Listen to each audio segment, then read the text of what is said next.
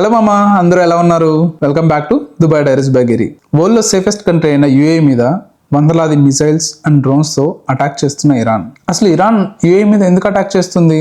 UAE air defence system ఎలా పనిచేస్తుంది? Billions of dollars loss అవుతున్న యుఏఈ ఎందుకు తిరిగి అటాక్ చేయట్లేదు? ఇలాంటి మరిన్ని ఇంట్రెస్టింగ్ ఫ్యాక్ట్స్ కోసం ఈ వీడియో చివరి వరకు అయితే చూసేయండి, స్కిప్ చేయకండి. Let's get in to the video.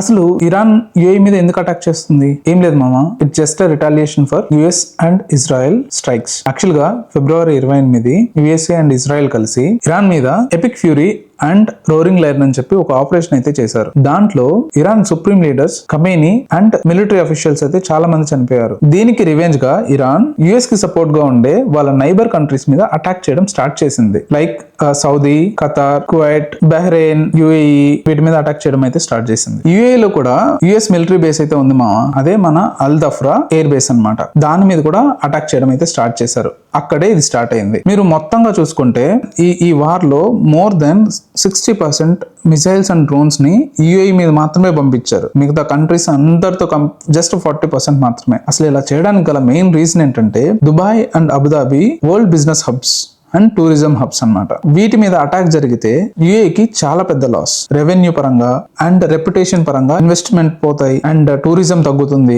దీని వల్ల యుఏఈ వచ్చేసి యుఎస్ మీద ప్రెషర్ పెట్టి యుద్ధాన్ని ఆపిస్తుంది అనేది వాళ్ళ ఒక స్ట్రాటజికల్ ప్లాన్. బట్ ఇక్కడ యుఏఈ మాత్రం ఏమాత్రం తగ్గలేదు మామ. As on Thursday mid night official news ప్రకారం 1072 drones, 8 cruise missiles and 196 ballistic missiles అయితే యుఏఈ మీద పంపించారు. ఇంత పెద్ద అటాక్ జరిగినా ఎలాంటి మేజర్ క్యాజువాలిటీస్ లేకుండా అన్ఫార్చునేట్ గా 3 ఫారిన్ నేషనల్స్ అయితే చనిపోయారు ఈ ఇన్సిడెంట్ లో. అది కూడా డైరెక్ట్ అటాక్ వల్ల కాదు, డెబ్రీస్ పడడం వల్ల. అదేమో ఇంటర్సెప్ట్ చేసిన తర్వాత అవి కింద పడి దాని ద్వారా ఇంపాక్ట్ అయినది. ఆలోచించండి ఎంత బాగా వీళ్ళు డిఫెండ్ చేశారనేసి. అండ్ ఈ డెబ్రీస్ వల్ల దుబాయ్ అండ్ అబుదాబిలో చిన్న చిన్న ఫైర్ ఇన్సిడెంట్స్ అండ్ కొంచెం ప్రాపర్టీ డ్యామేజ్ కూడా జరిగింది మామ. అంతకు తప్పించి ఎలాంటి మేజర్ ఇన్సిడెంట్స్ లేవు. అంటే ఆలోచించండి వీళ్ళ ఎయిర్ డిఫెన్స్ సిస్టమ్ ఎలా పనిచేస్తుందో. అది కూడా డిస్కస్ చేద్దాం. వీళ్ళ దగ్గర world best advanced multi layered air defence system అయితే ఉంది మామ. అది ఎలా పనిచేస్తుందో ఇప్పుడు తెలుసుకుందాం.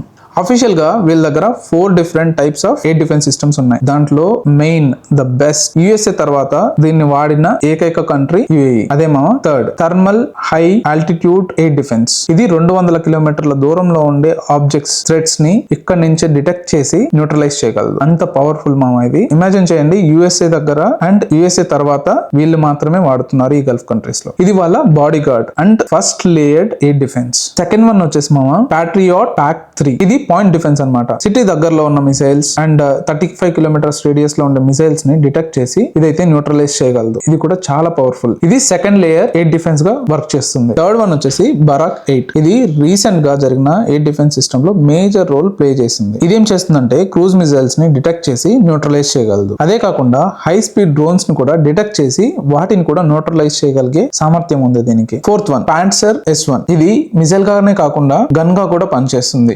ఇదొక హైబ్రిడ్ సిస్టమ్. దూరంగా ఉండే వాటిని మిసైల్స్ తో, దగ్గరగా వచ్చే వాటిని గన్స్ తో ఇంటర్సెప్ట్ చేయగలదు. దీని రేంజ్ వచ్చేసి 20 కిలోమీటర్స్ అండ్ ఒకేసారి 4 ఆబ్జెక్ట్స్ ని ఇంటర్సెప్ట్ చేయగలదు. ఇది కూడా వాళ్ళ మల్టీ లేయర్డ్ ఎయిర్ డిఫెన్స్ లో ఒక భాగం. అఫీషియల్ గా థర్స్డే ఈవినింగ్ కి 1072 డ్రోన్స్ అయితే డిటెక్ట్ చేశారు. అందులో 1001 అయితే వాళ్ళు ఇంటర్సెప్ట్ చేశారు. 71 అయితే ల్యాండ్ అయ్యాయి అనమాట.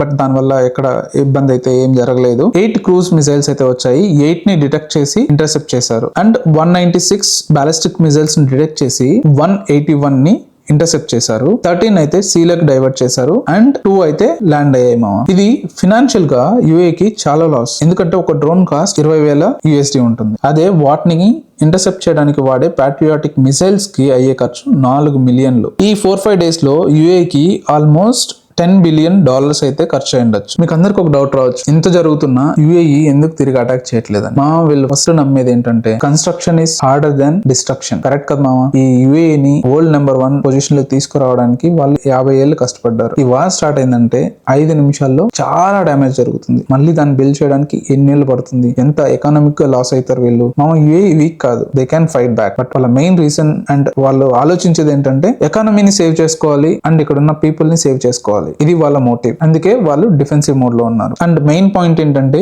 ఇది యుఏఈ ఇరాన్ కి జరిగే వార్ కాదు, ఇది ఇజ్రాయెల్ అండ్ యుఎస్ కలిసి ఇరాన్ మీద చేస్తున్న వార్. వీడియో నచ్చితే లైక్ చేసి షేర్ చేయండి మీ ఫ్రెండ్స్ తో.